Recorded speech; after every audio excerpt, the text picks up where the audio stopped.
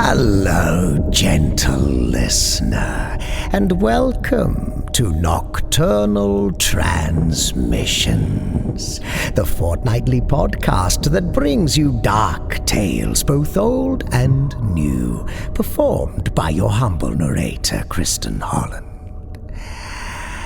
My word, it's been a red-hot minute since we last enjoyed some sci-fi together, hasn't it, gentle listener? Unless I'm very much mistaken, and when has that ever happened? I think our last jaunt into the realm of science fiction was H.G. Wells's The Crystal Egg, which was last year, for goodness sake.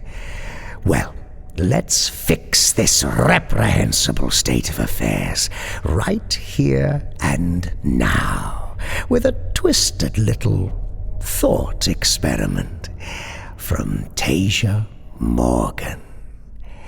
Nocturnal Transmissions is proud to present Taija Morgan's The Crown.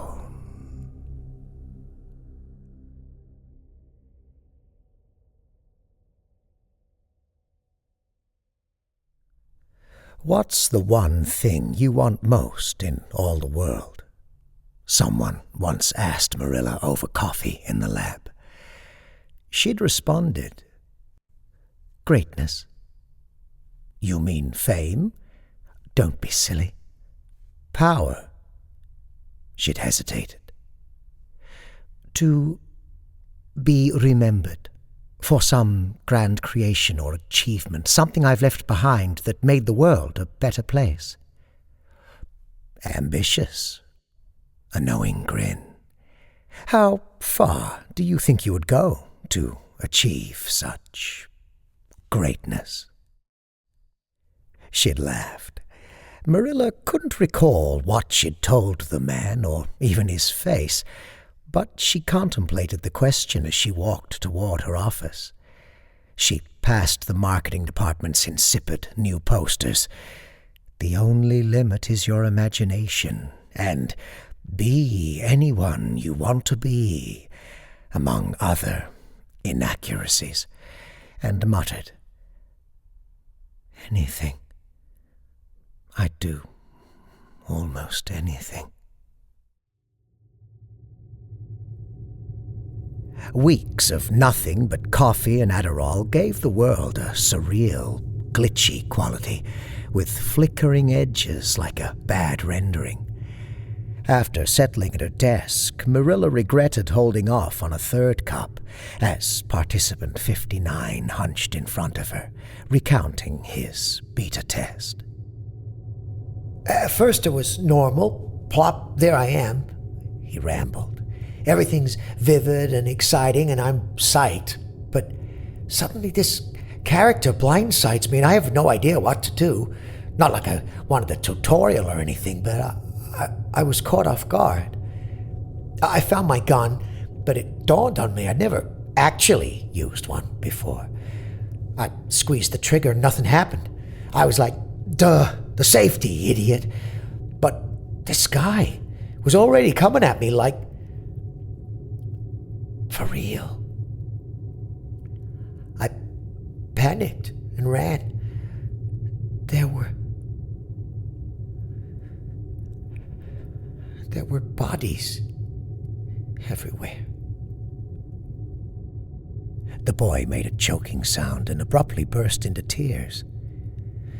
Marilla sat back with wide eyes. There was no tissue in this room. She'd specifically asked the interns for tissue last time. Why couldn't Sanjeet ever get the criers? Are you all right? She glanced at her clipboard. Zach? He sobbed. Oh, I'm sorry. I'm just a little freaked out right now. Wow, I didn't think it would hit me like this, you know? A video game? It's just that when my character died. Your character? The boy nodded. The soldier, he was in a war zone when he died. What was the manner of death? He looked like he might vomit. Marilla eyed the garbage bin in the corner. Perforated, no bag. Yet another oversight. He wiped the back of his hand across his nose. Shot in the neck. And I felt it. Like, really felt it. The pain. And then this strange, blank euphoria. And then nothing. So you're saying the game felt real? Marilla clicked her pen and wrote furiously. The sand was hot. Then everything was cold. I felt like I died out there. Head down, Marilla scribbled notes. Great, so how would you rate the realism of the game? Too real? Not real enough? Just right? Goldilocks, me. She glanced up. Zach? The boy stared past her, his expression blank, his eyes unfocused. Tears dried on his cheeks. Marilla checked the box at the bottom of her form with a frustrated sigh. Too realistic. Intern, she called loudly. A head popped in the door like a gopher from a hole. Can you? Marilla made a vague hand gesture, and the intern collected the distraught participant. And send in the next one, please. An older woman entered with a broad smile, and Marilla felt her guts unclench a bit. Mrs. Lessing, correct? Please, call me Pearl. The woman pumped Marilla's hand enthusiastically. Damn, I just... Thank you for that. She dropped into the chair and leaned forward. What a ride. The things you folks come up with these days, it blows me away. You make that doohickey? The crowd? Yes, I did, Marilla replied with a matching grin. I'm thrilled you enjoyed yourself, Pearl. Please tell me all about it. Our records indicate you selected a pilot? Yeah, pilot. Flew a Cessna Skyhawk right over the Andes. Damn, what a view. I was in the Navy, see, but I always wanted to fly a plane someday. And your slogan? What was it again in the magazines? Marilla cringed, knowing where this was going. She hated the marketing department. Be anyone you want to be. Right. I wanted to be a World War I fighter pilot in the game. But I tried imagining it and nothing happened. So I figured, why not fly a spaceship, like in my grandkids' TV shows? But same problem, didn't work. Then your tech guys said I should only pick someone realistic and modern. So, not anyone I wanted to be. We're still working on that feature, yes. It's a drawback. But I wanted to fly, so I figured, hell, why not just imagine what that would be like today? And there I was. And this was a small plane. Were there other characters? There might have been passengers behind me, but I didn't see them. Just heard some chatter. I was the only one flying. I didn't want one of those big ones, the commercial flights. They're all autopilot, you know. I wanted to be in control. I see. And we have a significant spike in heart rate at the end. What threw you out of the experience? Pearl laughed. Oh, crashed that sucker right into the side of a mountain's what did it. She shook her head ruefully. There's a reason I didn't get into the Air Force.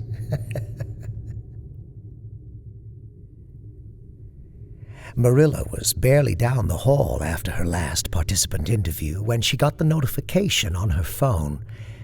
We're moving up the launch date. Delta loves it. Need the crown ASAP. If she'd eaten at all that day, she would have thrown up. ASAP? What did that mean? A month? Tomorrow? They were nowhere near ready. The bugs. She'd underplayed them, said she could fix them in time, but she couldn't. There was no way.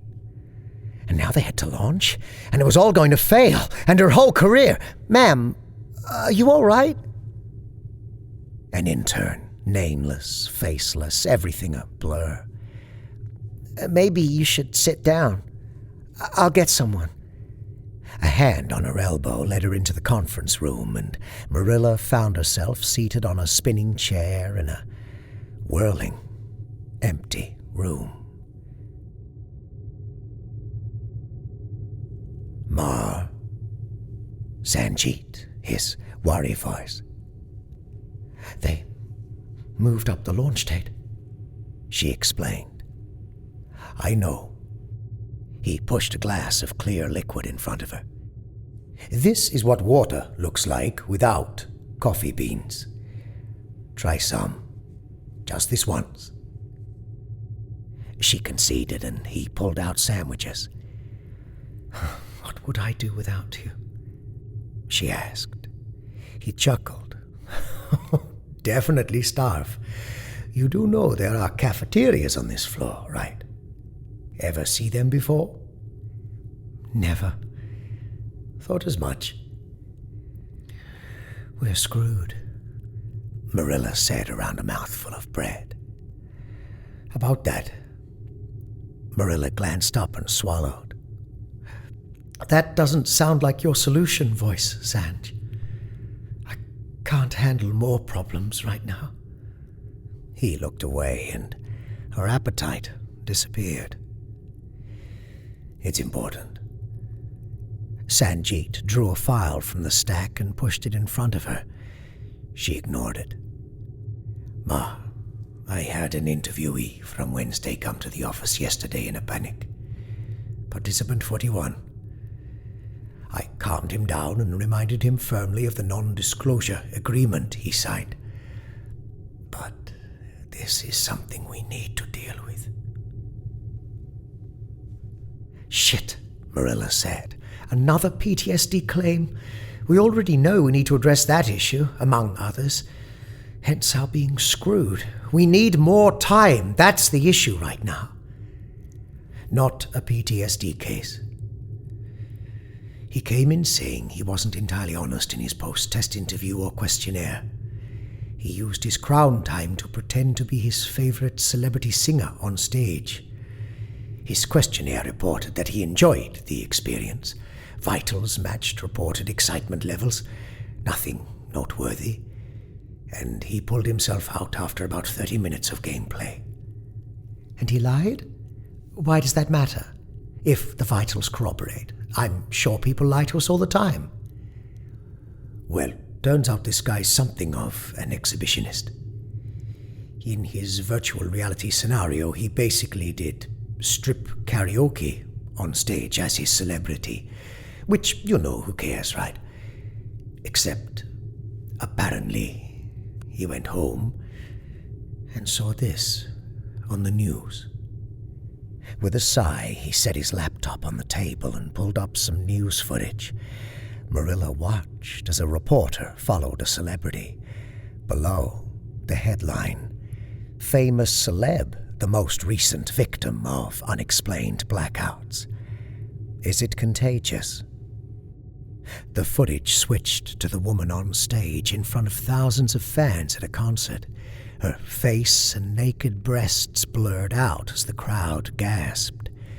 As the image lengthened to a full body shot, she was indeed a walking, censored blur, as she performed a terrible rendition of her own song, Au Naturel.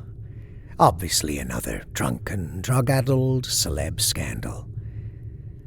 Perplexed as to the point of this, Marilla said, "Well, it isn't exactly out of character for her, though, is it?" "That's not the point." Sanjeet had a harder tone now, one usually reserved for the interns. "Don't you see it? The Crown technology is responsible for this. It somehow projected him into her in real time and let him take over." She stared for a long moment, and then cracked. Marilla laughed and spread her hands on the table. "Okay, you really got me. You had me going for a second. I needed a laugh. I really did." With a huff, Sanjeet slammed the laptop closed and checked that the door was locked. He wasn't laughing. "I'm not messing around, Marilla. This is a real problem." Marilla leaned back in her chair and smirked, wondering how far he'd take this. He wasn't usually the joking type. This was rare form for him. "Uh-huh. You just said there wasn't documentation to support his claim. He said he was embarrassed and left it off the questionnaire. But it does corroborate that this is the woman he chose to play. The time frame is a match." She frowned. He was serious about this. Marilla was flirting with just a hint of nervousness for his psychological state. She'd get him sorted, and they'd get the project back on track together, the way they always did. "Sanji obviously made it up. If there's no evidence to back up his claim, and he's saying this after he saw it on the news, of course he's lying to get—" Sanjeet shoved the stack of files closer to her, raising his hands placatingly. "I thought the same thing, Ma, I swear. But I dug deeper. All the stress, all the deadlines, it had been coming down hard on both of them. She could see that now. Fingers steepled, Marilla said, "So you think our game is real?" "Don't be like that." He shot her a look. "Like what?" "Dismissive." "You're right, Sanj. I'm sorry.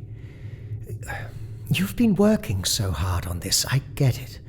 It's a ton of responsibility. The investors have 40 million in this already. I mean, that's a crippling number. And the marketing campaign, there's another 10 with their absurd slogans, not to mention that they're factually incorrect until we can work these damn bugs out. All the hype for the game, and we're not even out of beta testing. Now they want to shift the deadline up? Trust me, I understand the stress. But that's all this is. I know I'm right about this, and I'm telling you, not just as a co-worker, but as your friend. We have a serious problem here. Read these over. You'll see it too. We have to pull the game. Her heart stopped. Wait, what? Pull the game? What the fuck, Sanj? I thought we were in this together. You know what's on the line here. He completely ignored her. Just hear me out. I reviewed some of today's and yesterday's cases before I came in, including some of yours. You interviewed participant 60 this morning. There was a plane crash in the Andes yesterday, 3 p.m., a Cessna 172 Skyhawk.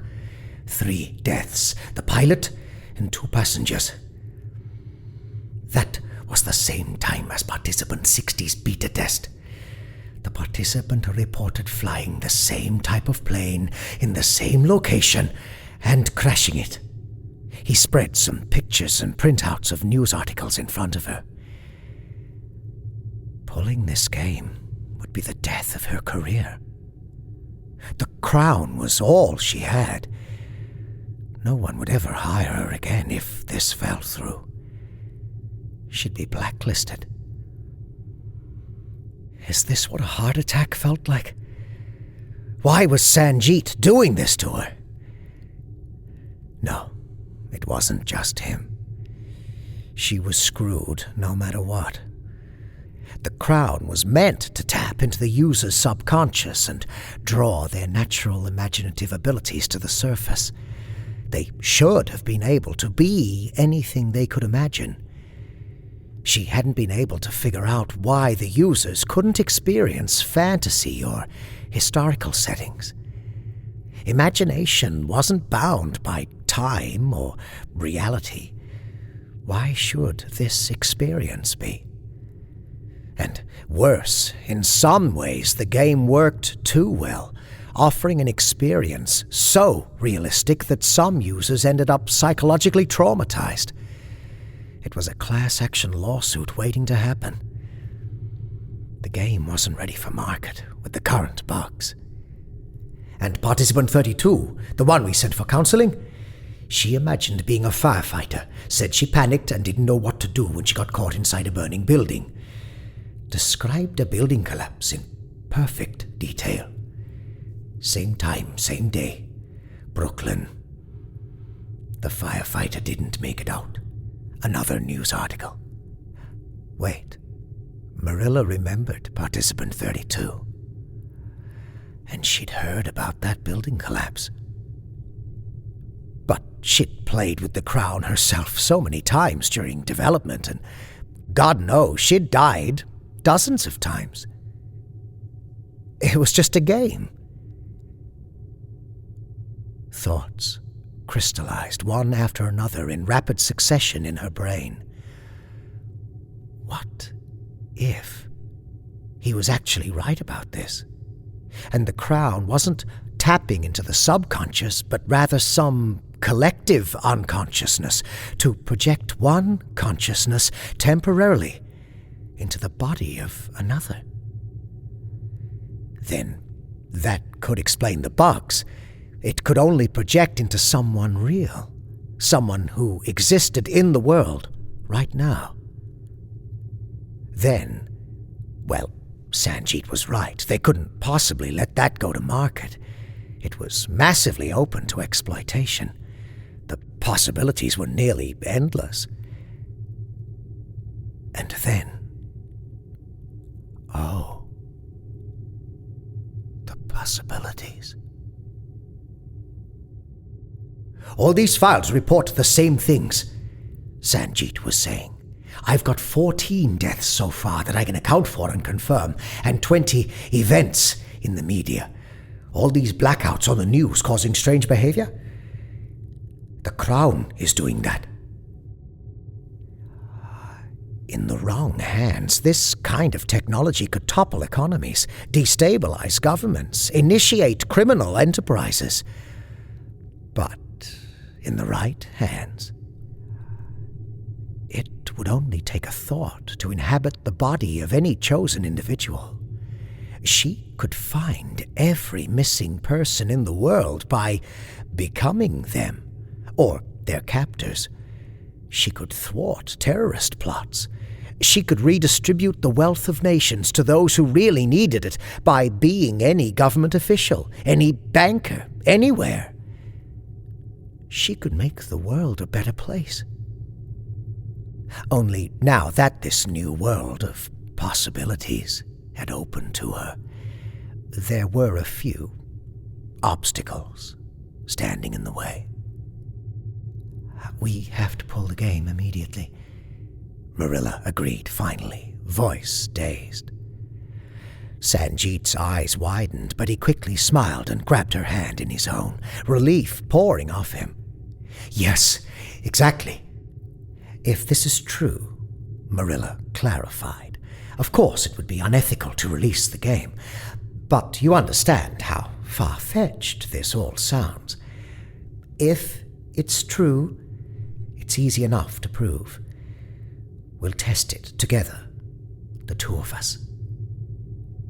He sat back but nodded slowly. Yeah, you're right. Have you told anyone else about this? That participant? No, of course not. Not a soul. We have to get ahead of this. I told the participant that it was a coincidence. I don't think he bought it, though. He might be a problem. And these records you've collected? If someone puts this together like you have, they're going to have reason to steal the tech for their own purposes. We have to destroy all your research and our beta test files. Sanjeet pursed his lips in concentration. Fair enough, I suppose. My research is only on my local laptop drive at this point, and these printouts. But a cover-up isn't exactly top priority. We need to destroy the tech itself and all proprietary information associated with it so no one can ever replicate this. I agree. You handled the storage, so how do we do it? Everything's stored on the servers here, nothing in the cloud for security purposes, corporate espionage and all that. We'd have to wipe the entire server room and get rid of the 10 Crown prototypes, but Ma, if we got caught, we'll figure it out. If you're right about this, let's test it and go from there. Okay, I'll go check one out of the lab. Check it out for the night and meet me at my place. I'm too nervous now to do anything here. In the privacy of her living room, Marilla set the crown on her head, where it had comfortably sat so many times before. Marilla's finger lingered over the activation button. You're nervous. Don't be, Sanjeet said. You're doing the right thing, Ma. If this tech got out, it could be catastrophic. She met his eyes. You're a good friend, Sanj. All right. Here goes. See you on the other side. And just like that, Marilla found herself looking across the coffee table at her own body, slumped on the sofa. Well, damn, she said in Sanjeet's voice, which sounded a bit higher to his own ears. He was right. I guess that settles that. Marilla grabbed Sanjeet's briefcase, stuffed with his laptop and files, and pulled out one file in particular. Flipping through the detailed intake information, she headed out to pay Participant 41 a visit. He opened the door on the first ring, and his eyes widened.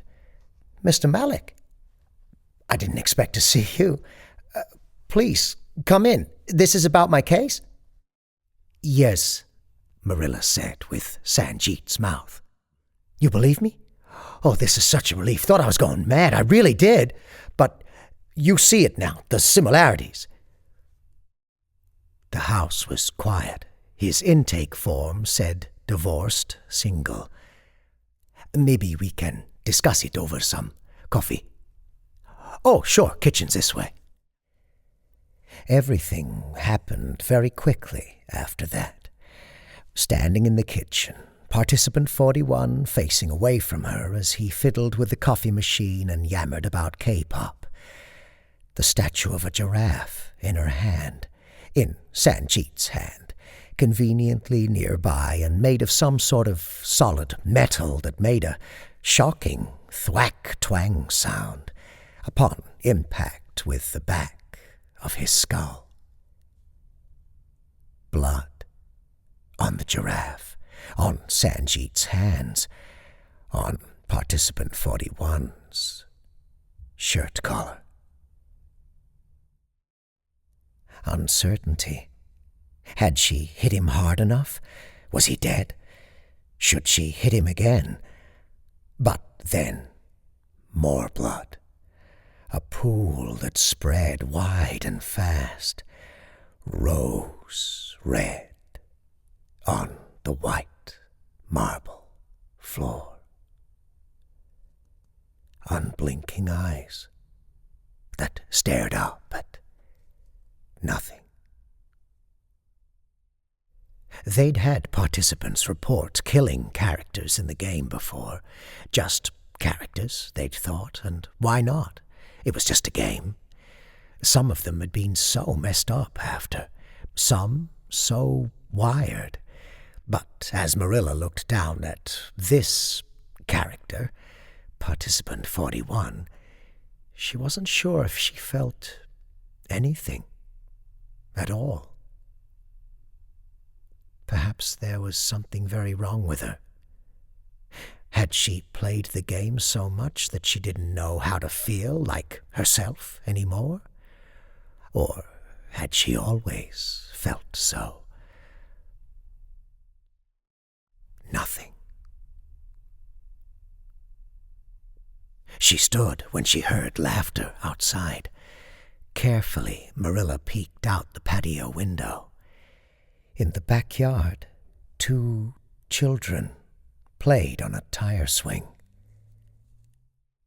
She locked the door, washed up, and showed herself out.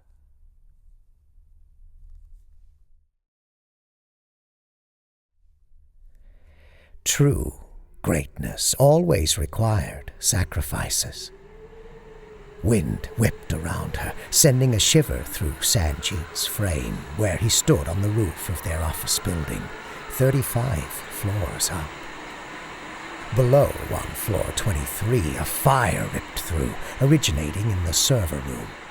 She'd disabled the sprinkler system and lit it all up, along with Sanjeet's files. She just hoped she'd done enough damage to the servers and the remaining 9 Crown prototypes to destroy them completely. No one else could be trusted with this kind of power. It was far too dangerous to end up in the wrong hands. Soon everything would fall back on Sanjeet, and Marilla could claim that the stress had gotten to him and he'd been delusional. He'd been the one to check out the 10th Crown, so no one could know she had it. She'd hide it in the meantime. She couldn't be connected to any of this, and there would be nothing left but her and the last crown. Once things started to blow over, she'd be on a plane to anywhere but here. Sanjeet always said that he admired her pragmatism, though he was the only one.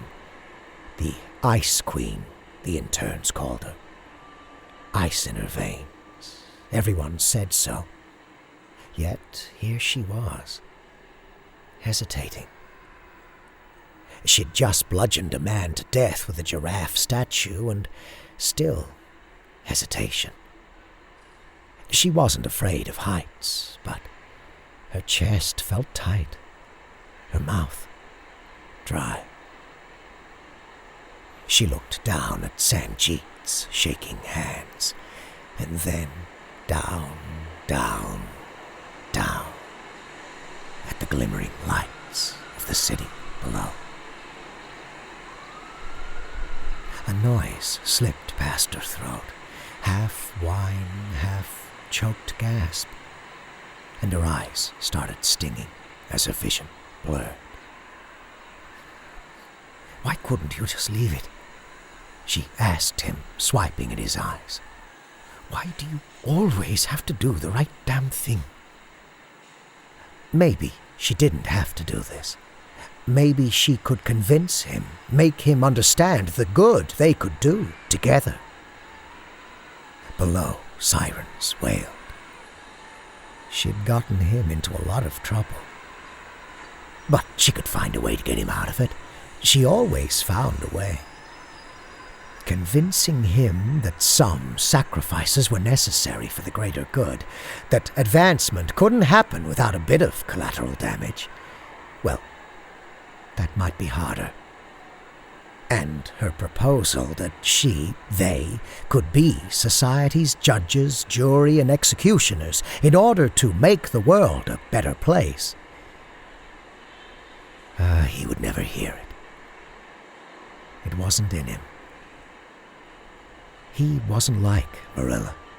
There was no ice in him at all. This world wasn't fit for people like him. someday, it could be. She could make this sacrifice for a better world. Marilla steeled herself, took a great heaving breath, and jumped.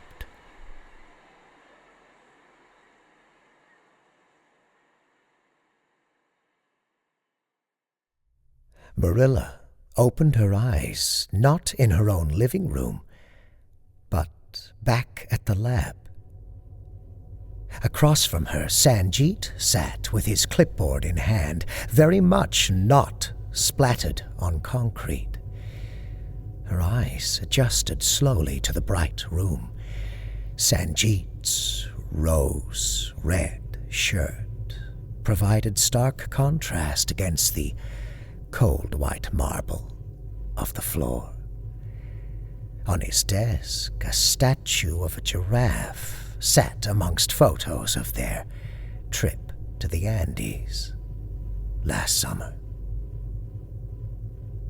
Crown Trial Version 596041. End recording. Sanjeet turned to her, smirking. Well, how far were you willing to go to achieve greatness, Ma? Did you go further than you thought you would? Not as far? Or somewhere in between? Goldilocks me. He winked. Chilled, Marilla stared at him. Her eyes welled up and her throat tightened as regret and shame warred with debilitating relief. Under it all, a wisp of disappointment that churned her insides. That far, huh? He scribbled on his clipboard. Guess I owe that intern $50. Did you know their nickname for you is the Ice Queen? He laughed. Ridiculous. Well, they don't know you like I do. Shall we test the next scenario? Or do you want to switch off? On her head, the crown hummed, a low and bitter refrain.